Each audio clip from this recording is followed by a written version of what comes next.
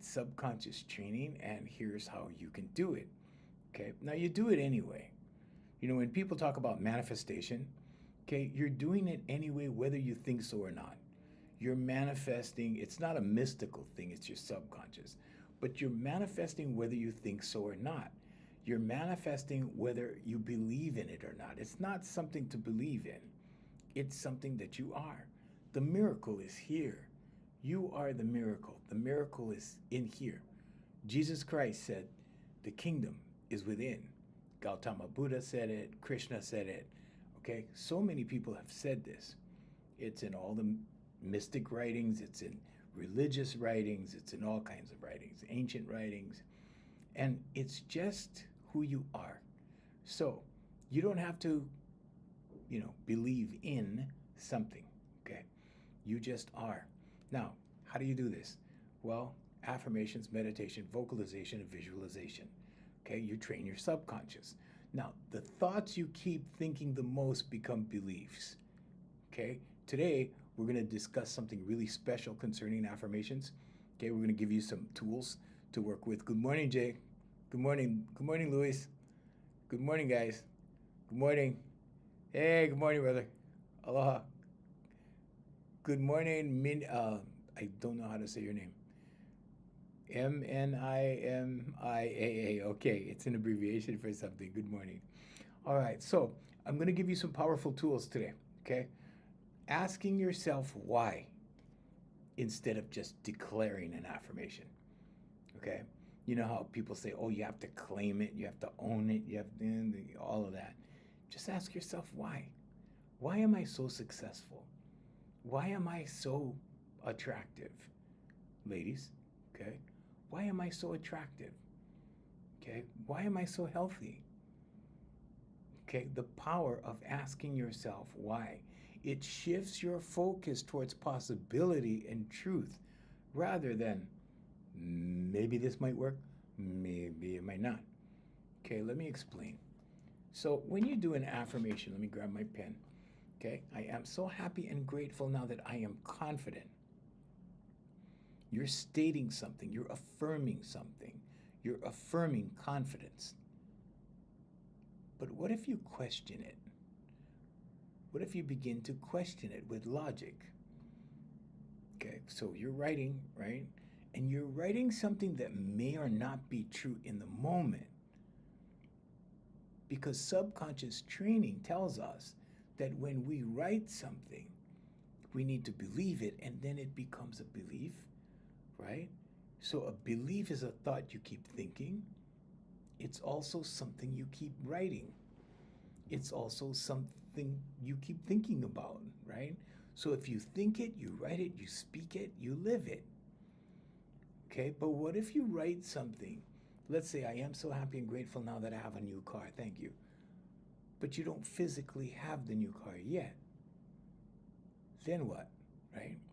You may question it. It may come into question.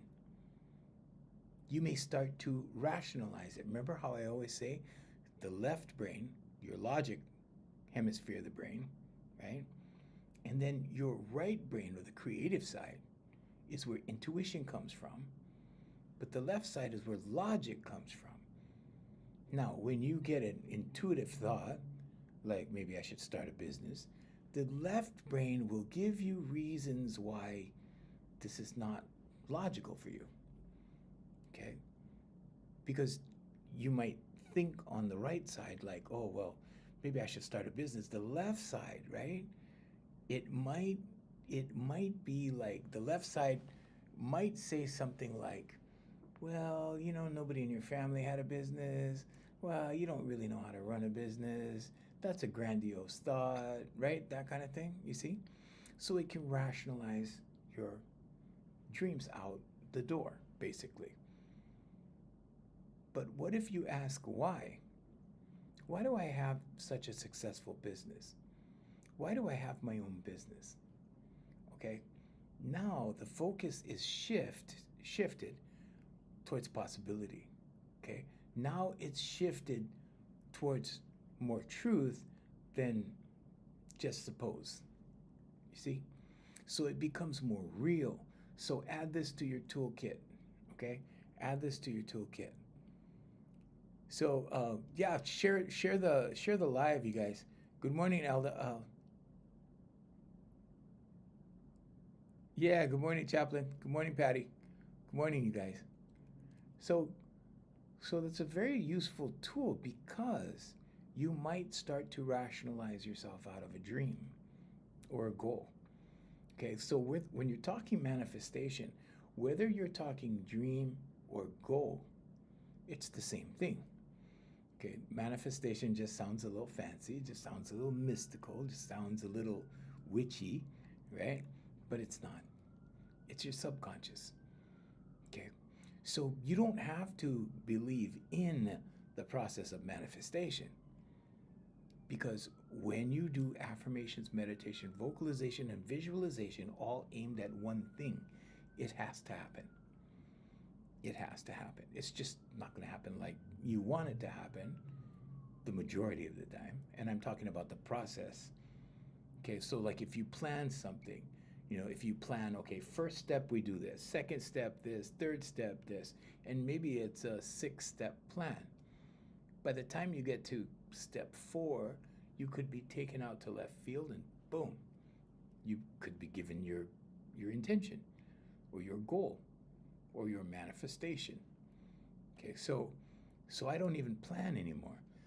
And I know that sounds crazy. I haven't planned for like over 20 years. And things just happen like that. Why? Because I focus on what I want, what I desire. I focus on the outcome and what that looks like. Okay, now you could say that, I visualize or I dream it up, right? Like to look like that. I did that with a couple of my albums, concepts. I've done it with different companies. So these things that, you think of, okay? If you think that money is the key to everything, you're suffering from limited thinking. Okay, there's a lot of things. Good morning, Spaz. Good morning, Goldmine. Good morning, guys. So if you think that money is your only thing, you're going to have hang-ups and you're going to be held back at a certain point. Okay, let me give you an example. So maybe you would like to enjoy a new car. And maybe the immediate response from your left brain is, well, I don't have any money for a new car. That's silly. Stuff like that. It will rationalize you out of your dreams. Okay. So if the thought is, why do I have such a beautiful new car? Now you're faced with possibility because now your subconscious has to answer. Check it out. Try it. Ask your subconscious a question. Your subconscious is obligated to answer you. When you ask the question, either verbally or silently, you will start to get an influx of intuitive thought. You will start to get a bunch of ideas. And you can observe these thoughts. You can observe the emotions that come with the thought. You don't have to necessarily feel them. You can observe them. And you can select which one is appropriate for you. Okay, but that's where the meditation comes in. That's the second thing. So affirmations, meditation, vocalization, and visualization. Meditation is essential because you need to be patient. You need to train yourself to be patient. Part of that patience is to open yourself up to the infinite possibilities. From any point A to point B, there are always infinite possibilities. Okay, so there's not just 1 or 2 or 3 ways to get from point A to point B. Now, a lot of people have been conditioned, I want to use that word, conditioned, into believing that the only way they can get a new house is with money. The only way they can get a new car is with money. The only way they can, experience the country club is with money. And that's simply not true. That is not true. And I say this because I've experienced so many things without money. Like it's funny. It's really funny. So many things. Now, that being said, I must tell you that universal law tells us, right? And it says it in the Bible. It says it, you know, I don't know if it says it in other holy books. In the Bhagavad Gita, I know it says that as well. But you have to give something to get something. There's no such thing as something for nothing. Now, that doesn't mean you give money. You could give time. You could give service, right? You could give a thing. In other words, in the old days, here in Hawaii, we had hunters, we had fishermen. So the fishermen had fish because they would fish. The hunters had meat because they would hunt. Okay, so wild pig, deer, that kind of thing. But they had those things. So when they got together, the fishermen would say, here's some fish. And the hunters would say, wow, thanks. Hey, here's some smoked meat. Or here's some, venison or whatever they had, whatever they caught. So sometimes it's that. Sometimes there's a mutual exchange of things. Sometimes it's not always about money. Okay? Sometimes it's about services, like, well, I fix cars. I'm a mechanic. And this guy over here, he's a carpenter, right? And at the mechanic's house, there's a cabinet that needs to be fixed, And over here on the carpenter's side, his car could use a tune-up. And they cooperate. So it's not about a financial transaction, okay? It's about a service transaction. Now, some of the most successful business people I know can look at something and see what will work with what, and go, hey, well, let's make a deal here. You have chocolate, you have peanut butter. We're going to put you two guys together so you can make Reese's. See, something like that. Okay, that's an idea. It's an idea to think about. But when you do these things, you're creating transactions. These are energetic transactions. Everything, every action is a transaction. Because everything goes two ways. Nothing goes one way. So you cannot get something for nothing. There's going to be something that you need to give. Hey, Carrie, Jamie, Rosie, how you guys doing? Rich, good morning. Emmanuel, good morning. Diamond, good morning. Aloha from Hawaii. So there's going to be something that you need to give in exchange for. So it's not always money. It's not always about money. Even online. I've had many people help me online, and in return I have helped them online. So it's that way in the physical, it's that way, in the technical world. It's like that with everything. But keep in mind, now, you should have in mind what you are willing to give in order to get. Okay? So, we always hear stories about people signing their lives over to the devil, making a deal with the devil, that kind of thing. People talk about that, right? Well, it works the same for God. It works the same way. Okay? So a lot of manifestation techniques leave this out. So there is an energy, I'll put it this way, because some people don't believe in, God. They believe in different forms or different higher powers. So we're going to say that, there is the conscious, subconscious, and superconscious, and we will call it the superconscious. But as far as the superconscious goes, okay, there is a force or a power, if you will, that assists us as humans. And when we make an impression, an energetic impression on this power or source, it assists us. But it returns it to us in kind. it returns it to us the same way that we project on it. So when you are, let's say, asking, okay, so the process is ask, believe, receive. When you are asking, keep in mind that you have to offer something, because you can't get something for nothing, okay? So you offer. What will you do in exchange for what you want? So you want a new car? What will you do for the new car? If you want to say source, if you want to say God, if you want to say higher self, if you want to say infinite intelligence, that's all superconscious. That's in the superconscious category. I'm not here to tell you what to believe, okay? But if we say that there is this superconscious, and if we say that there is a God and God is real, what are you willing to give God in exchange for what you want? It's a transaction. Okay?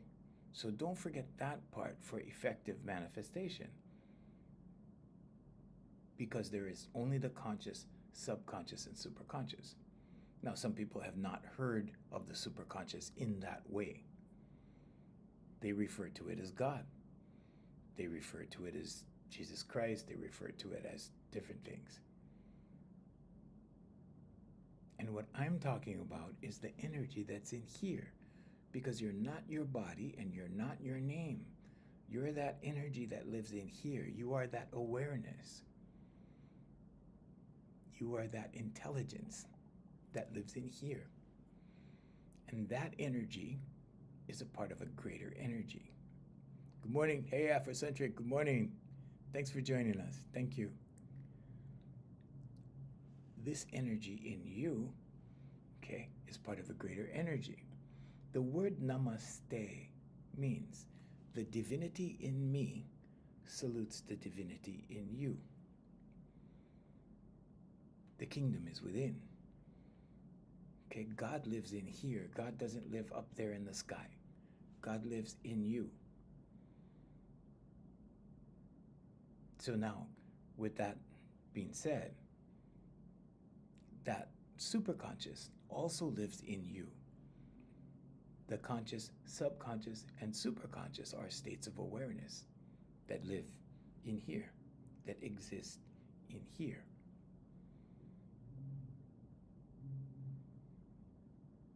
So remember that when you're, the same way you make a deal with the devil, right? People say that, right? Oh, he signed the contract. He signed his life over to the devil. That kind of thing. Then make a deal with God. And let God know what you're going to do in exchange for that new pair of shoes, that new car, that new house, that new wife or husband, or whatever it is you're asking for. Ask, believe, receive. When you ask and you believe in your asking, you shall receive. Okay? For my Christians, it's Mark 11:24. Look it up. It's Matthew 21:22. Look it up. Okay, it's all over the place. It's all over the Bible. There's a lot of things in the Bible that refer to the subconscious, but they don't say that. Like when Jesus cast his net to the right side. Why not the left side? Because the right side is where God lives. Jesus sits at the right hand of the Father, the right hemisphere of the brain, not the left. Thank you, Afrocentric. Thank you. Okay?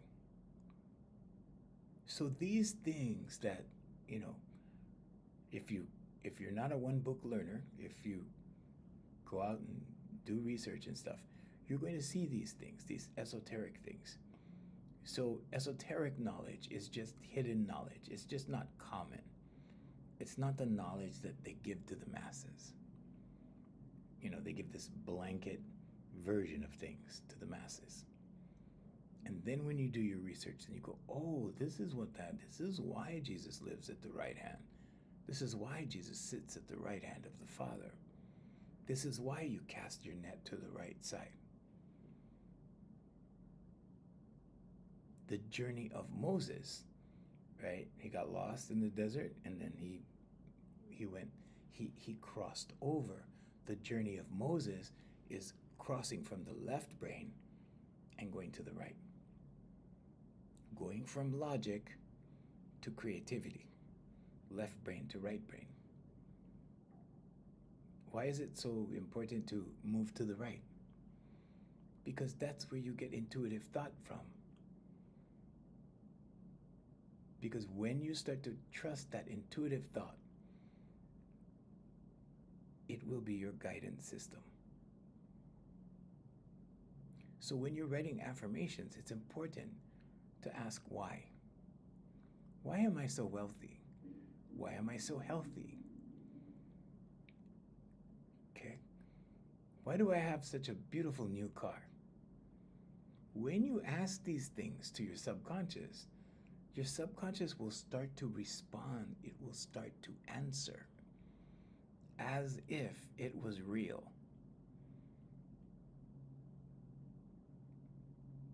Now, on one of our lives, we talked about what's the difference between delusion, right?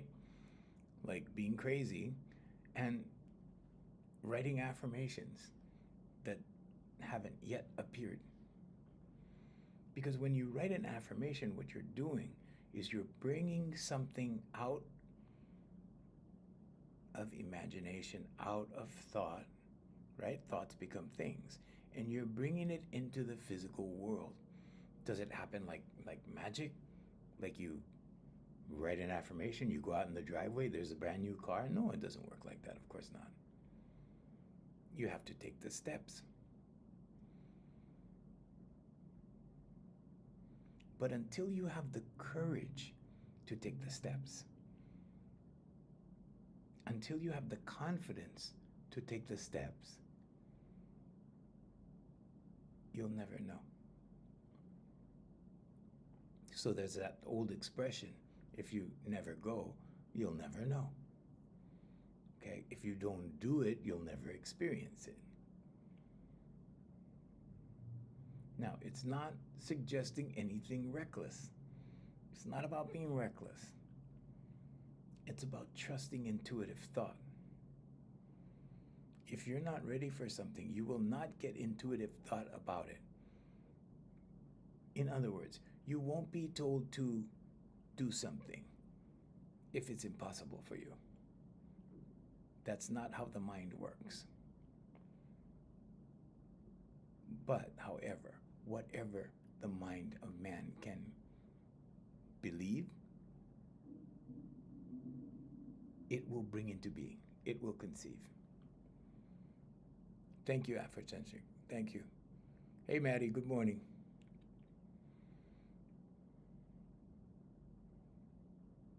So the important part is the belief, right? Ask, believe, receive. Another thing about receiving is people need to practice receiving. You need to be a good receiver. Okay? I see a lot of people offending givers. You know? When somebody gives something to you, you know, and they say, oh, no, what is this for? What is this for? No, right? Okay, so they have problems receiving. When you have problems receiving, it's called resistance. You put up resistance. When you have resistance, guess what? Your blessings slow down. It puts a little pause on your blessings. Why? Well, because there's resistance. Any form of resistance. Resistance can be doubt. Resistance can be fear. Resistance can be non-alignment. Okay? So when your conscious mind, your subconscious, and your superconscious are not aligned, there's resistance somewhere. It's either in the conscious mind, the subconscious, or superconscious. But all three are located in here. not being clear on things creates resistance.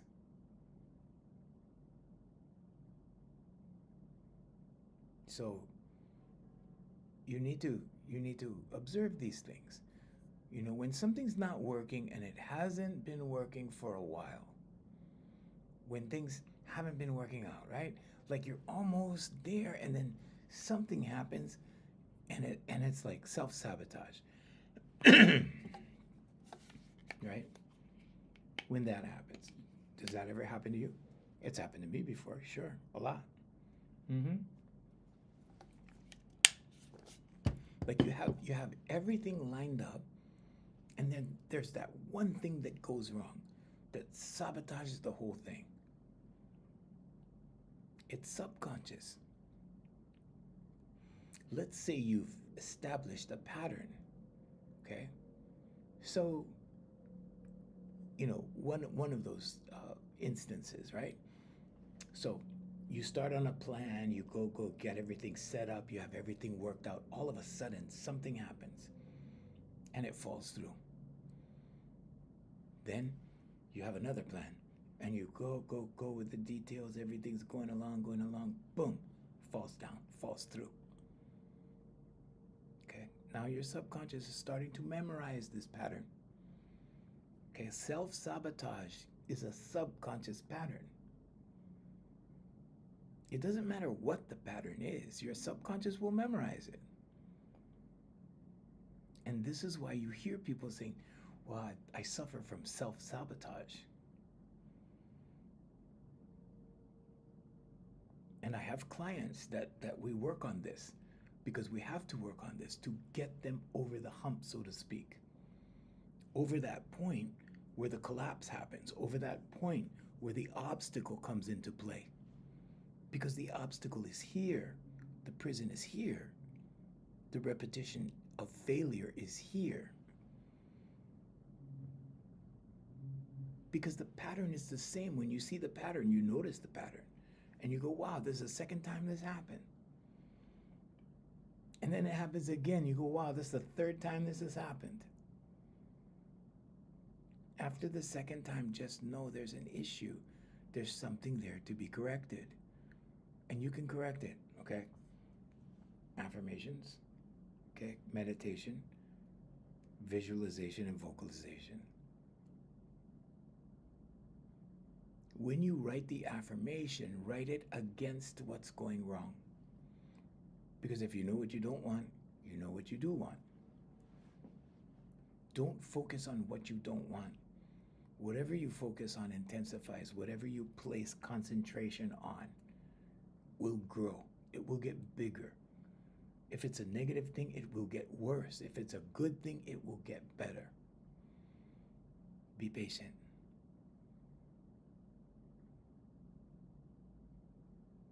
So let's say, for example, you have a weight problem. Okay, I've had many weight problems in my life. Okay, so let's write against it. How do you write against? I'll give you an example. How do you write against a weight problem? Like you're 20 pounds overweight, maybe 30 pounds overweight. Doesn't matter how much, but you're overweight. How do you counteract that? You pick your weight. You pick your ideal weight. And you write your affirmation, I am so happy and grateful now that I am 195 pounds. If you're a woman, maybe it's a lot less. But yeah, okay? Thank you, Afrocentric. So that's writing against. It's not fighting against. It's the opposite of. Okay? We talked about this with universal law. It's the duality, the yin and the yang. Okay? The law of polarity. Thank you. It's the law of polarity. So there's always an opposite.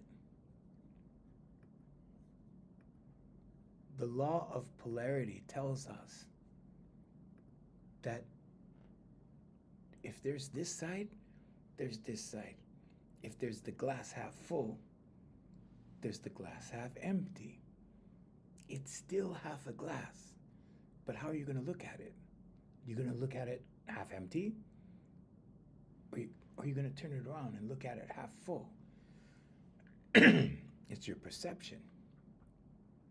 How do you fix your perception? Affirmations, meditation, vocalization, visualization. I can't tell you how important meditation is. And it's not these fancy words that you don't know how to understand. It's not that. It's not that at all. It's being still. Just be still. There's so much stimulus in our world right now. So much stimulus in our world. People have a problem slowing down and being still and just being. I was very privileged to be a part of a lecture by Dr. Amit Goswami at the Japanese Cultural Center here in Hawaii years ago. And, we spoke with him after the seminar. And good morning, Leo Rising. Thank you. Thank you so much. And we spoke with him after the seminar, and he said, you guys in the Western world, he's from India, and you can look him up. His name is Amit, A-M-I-T, Goswami, G-O-S-W-A-M-I, Goswami, yeah. And so anyway, he said, you guys in the Western world do it all wrong. You guys push, push, push, push, push. When you do that at the quantum level, you're holding your blessings out here because you're putting up resistance. Push, push, push, push, push, push. Your blessings can't get to you. But when the resistance lowers, your blessings come to you. I always talk about the physical matrix. Okay, so I think everybody knows that the matrix is not essentially physical, right? A physical matrix is a matrix that represents the real world, represents a measurable system or motion or energy, force or field, that kind of thing. Okay. But what I describe as the physical matrix, okay, is being bound to that energy.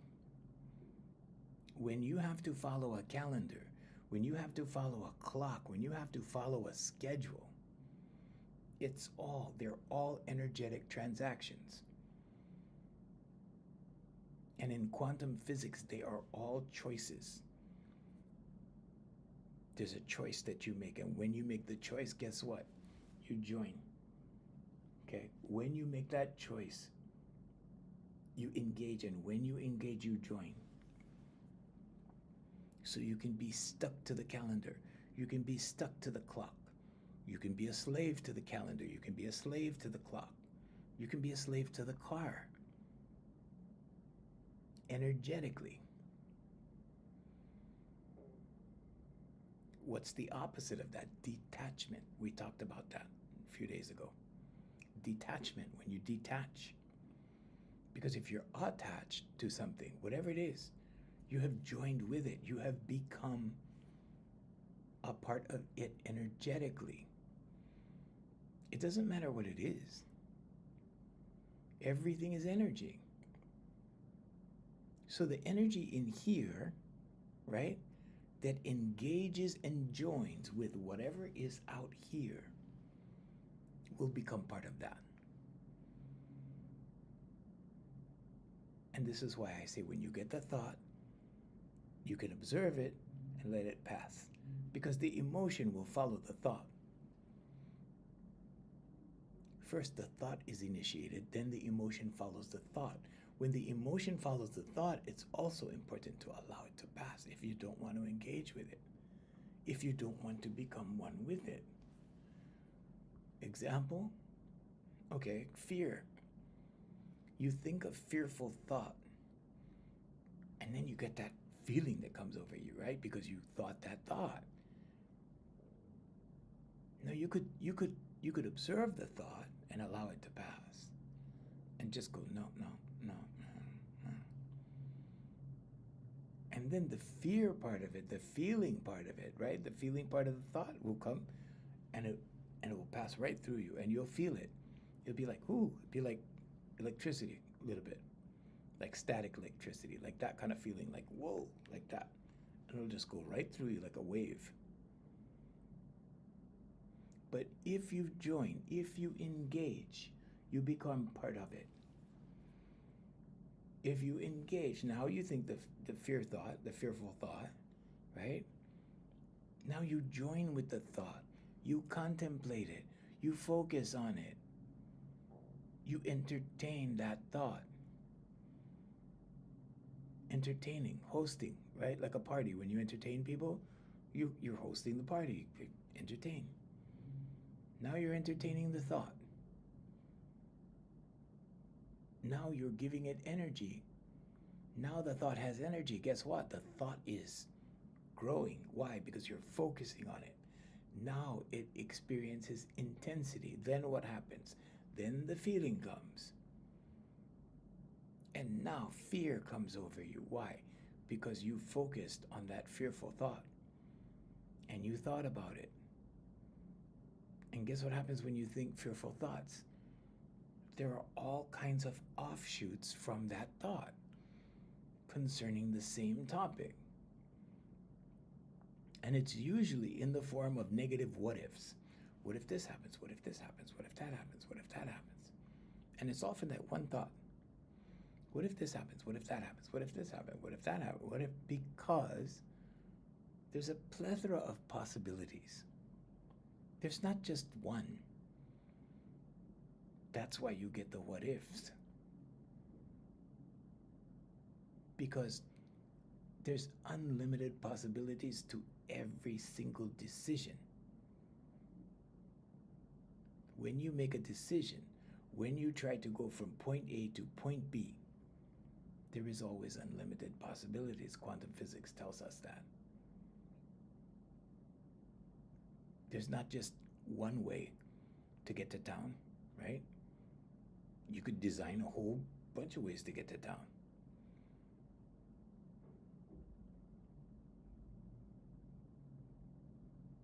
So the possibilities that you start feeding into this thought branch out and become bigger and bigger and bigger and bigger, and the fear gets bigger and bigger and more intense and bigger and bigger. And then you have more thoughts to feed into that, the what if, what if, what if, what if. Now you have a problem.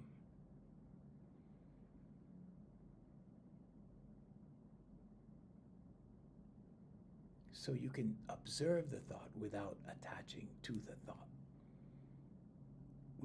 Because when you attach, you're joining, right? When you attach to anything, it could be a good thought, and you can attach to it. When you give it attention, when you entertain that idea, when you start thinking about it, you give it energy, you attach to it. Everything is energy. What's the good news? The good news is that the spirit, whatever you call this in here, you want to call it a spirit, soul, energy, the spirit always has dominion over the body. The spirit always has dominion over the physical, all day long. The decision is not made with your body. The decision is made in here. The boss is in here. God lives in here. The kingdom is within.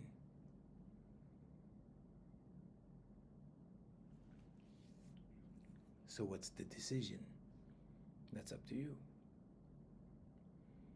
But you see, if you allow the thought to pass, you allow the emotion to pass, then you don't attach to it. It doesn't become a part of your life. It passes through, just like someone passing through your town in a car. Just like somebody riding a horse. You know, in those Western movies, when you see them just riding through town. They just ride through town and you just let them go. And you just allow them to pass. You're not joining. Avalanche, good morning. Nice to see you again. Brew Crew, good morning. So you allow it to pass. Now you choose what you want. You choose the reality you want. So when the thought comes and you choose that thought, then Now you're engaged with that thought. And you can pick and choose. Some people are not aware that they can pick and choose. Some people just think that thoughts come and that's what they have to deal with. That's not true. It's not true at all. That's why meditation is important. Just sitting still, just being still. Because like Dr. Goswami said, right? People in the West push, push, push, push, push. He said the formula is doobie doobie do. First you do, and then you be. And then you do, and then you be. But you have to find your rhythm. You have to find your rhythm. Observe your rhythm. You're going to know your rhythm. Over the course of a week or so, maybe 2 weeks, you will start to see your rhythm. Okay, so notice what happens when you're happy. Notice, good morning, Shannon. Good morning, Mike. Notice what happens when you're sad. Notice when money comes and when money goes out. Notice how you feel when money goes out. Notice how you feel when money comes in. Notice how you feel.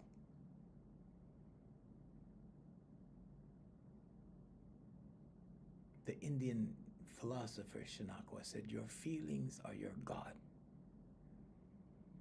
Because how you feel, the energy in here, makes an impression on the greater energy. And that energy returns your actions based upon how you feel in kind. It will return it to you in kind. So if you're happy and you make a happy impression, you get good stuff. If you're angry, you make a bad impression, you get bad stuff. You get bad consequences.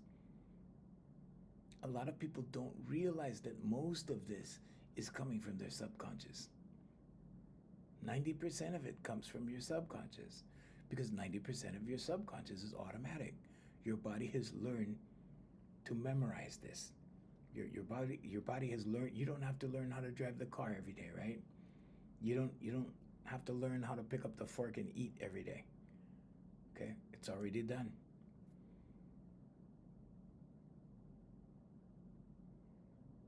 So part of that, an example of it, is Monday through Friday. You drive to work a certain way. There's a certain path.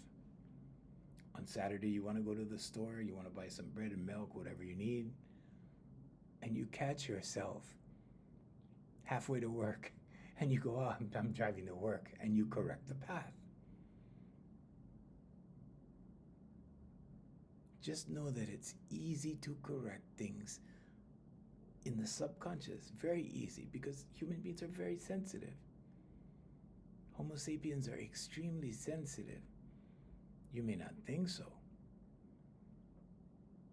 but your subconscious is picking up every little thing. And the other thing is, it can't tell fantasy from reality. It cannot distinguish fantasy from reality. Your subconscious doesn't know if you're talking to your friend or if you're talking to yourself. So what goes around comes around.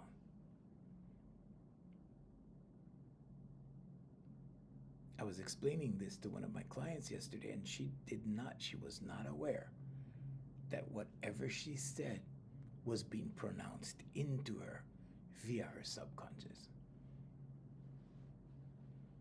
And this is why Buddhist monks are very careful with what they say. It's because they practice these things.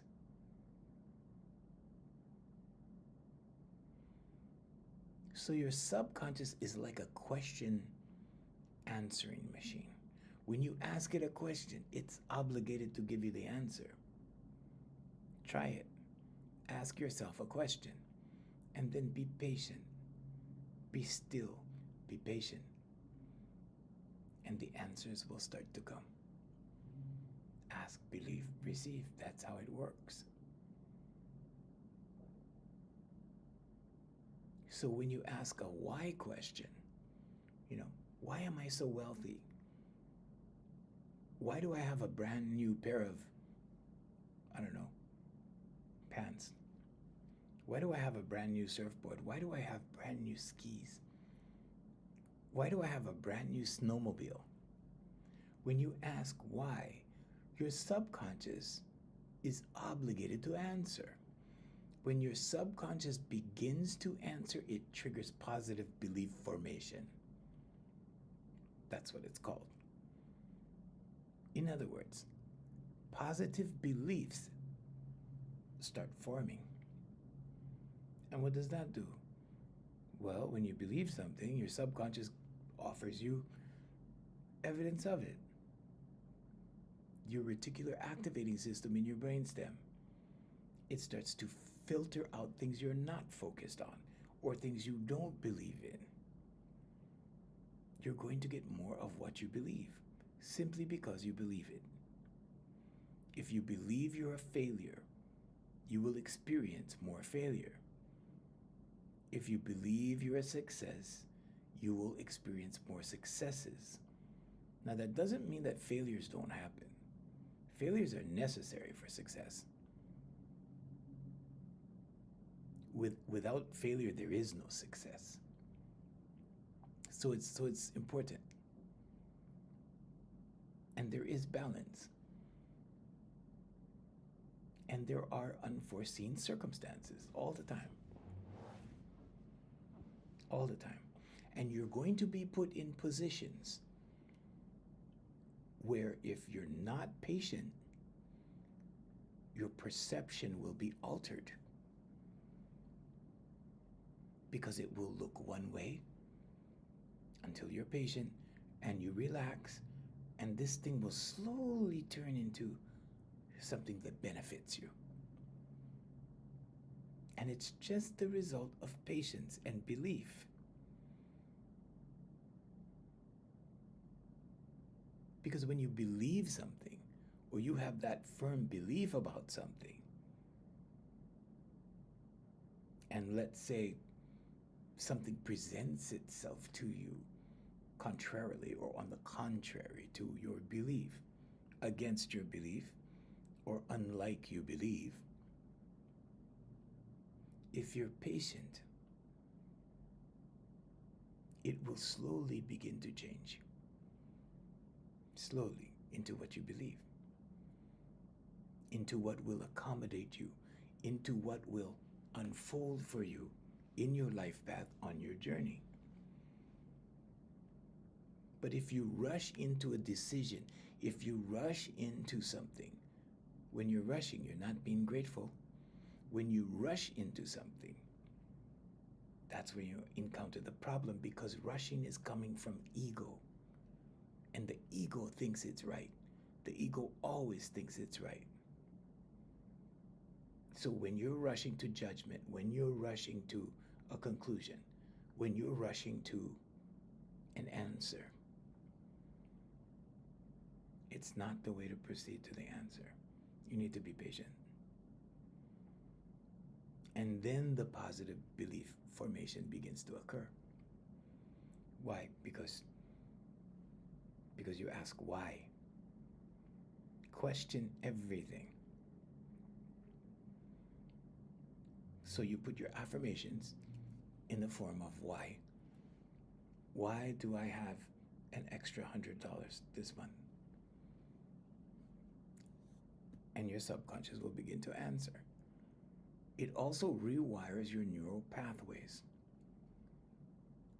Okay, neuroplasticity.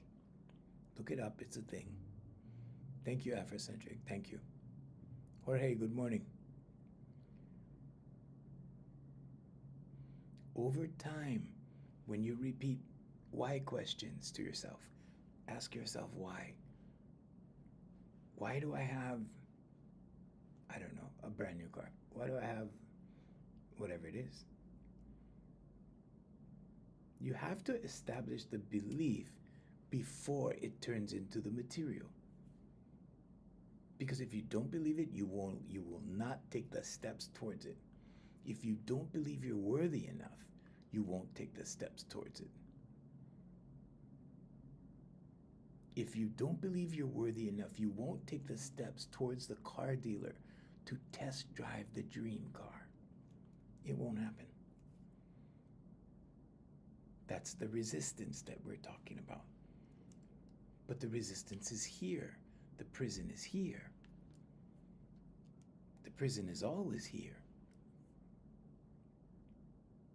So, how do you perceive yourself to be? It's important. It's very important. When you write why questions, why do I have the rent money this month? Why do I have a brand new house? Why do I have, right? The support will come. Over time, repeating empowering why questions creates new mental habits.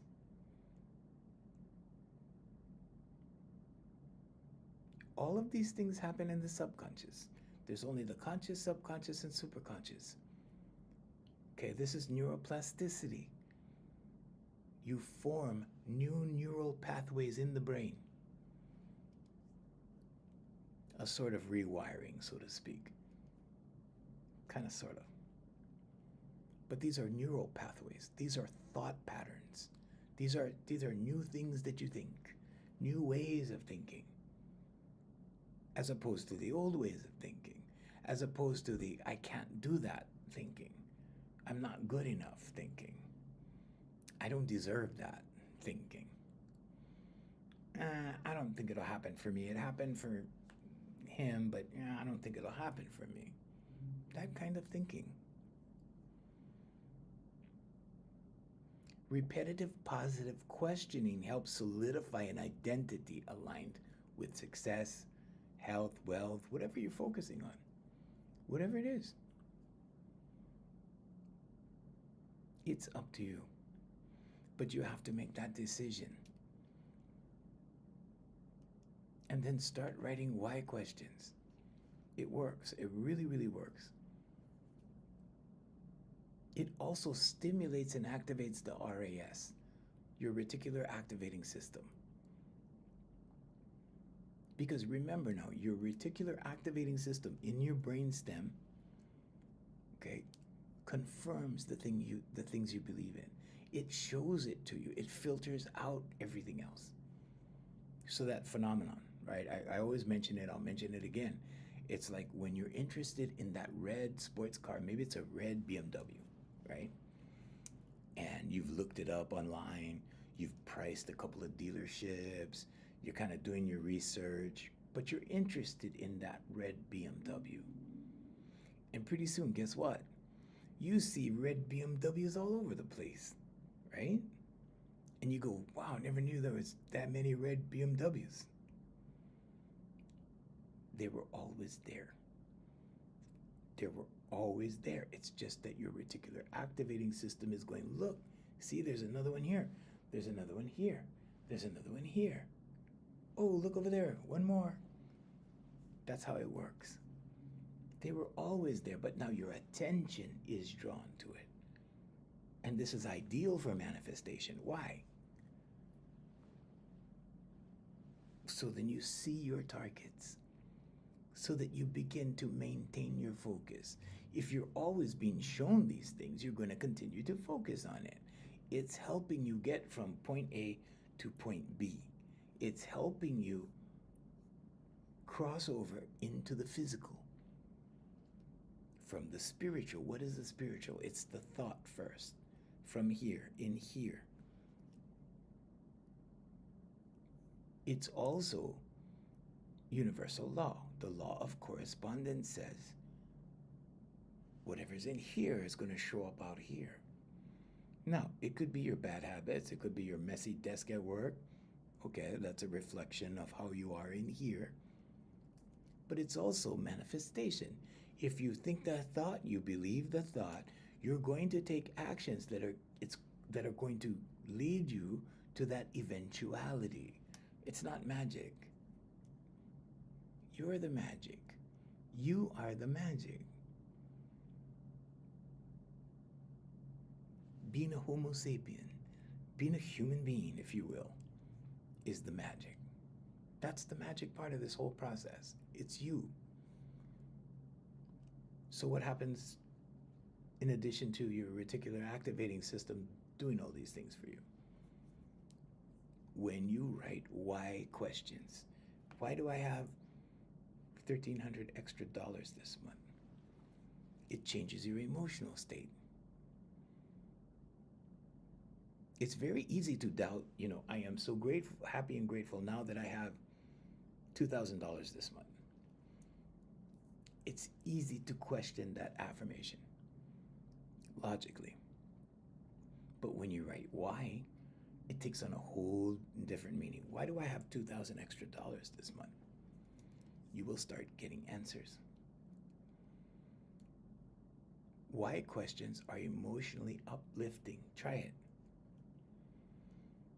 Why am I so loved? Why does my family love me so much? Why does my wife love me so much? Why does my husband love me so much? There you go. Try it.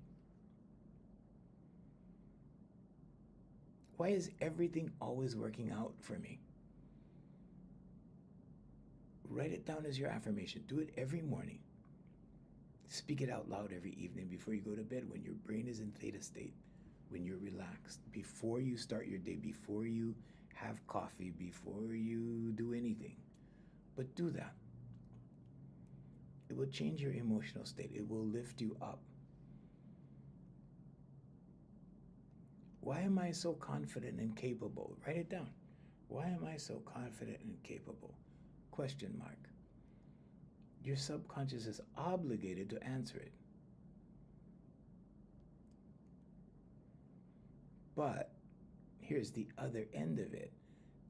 If you start asking why questions, like, why am I always broke? Why does this always happen to me? Right? You see? I don't even have to explain those, because I've explained everything else. Now you see, I present you with that and you get it. All right, there you go.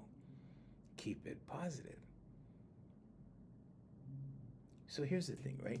People always think like, well, I gotta be such a good person. I gotta be such a perfect person. I have to be so positive. No, not really. Here's the middle of the road right here, 50 percentile, okay? Positive, negative. All you have to do is push this over like 1 degree, one number, okay? One step, one place value. And now you have 51% positive. You see, 49% negative. Push it over some more. Now you have 60% positive, 40% negative. This is a good life. This is a really good life. You're not perfect at this point. Perfect is 100%. I don't know anybody who can do that. I don't have any friends that are like that. I don't know anybody like that, because we're human beings, right? Okay, so start at the 50 percentile. Just push it over a little bit like this. Push it a little bit like that. There you go. 60% positive, 40% negative. Are you going to have negative emotions? Of course you are. But with my training, what happens is you obtain that switch so you can switch it off. Oh, I have the bad thought coming up. Okay, stop. You see? And when you do this, and when you start looking at life as energy, and when you start looking at these things like this, life gets better. And when life gets better, you enjoy your existence.